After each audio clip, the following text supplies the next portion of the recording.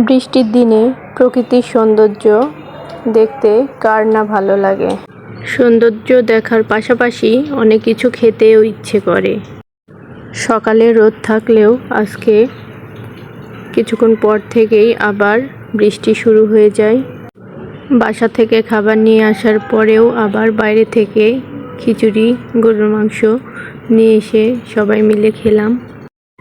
আপনাদের দিকেও কি বৃষ্টি হচ্ছে? অবশ্যই কমেন্ট করে জানাবেন। আর আজকে শুধু খিচুড়ি ছিল না, খিচুড়ির সাথে মিষ্টিও ছিল। আসলে সবাই মিলে এভাবে খেতে খুব ভালোই লাগে। আজকে খিচুড়ির সাথে মিষ্টিও ছিল। এগুলো মূলত গুড়ের তৈরি সন্দেশ।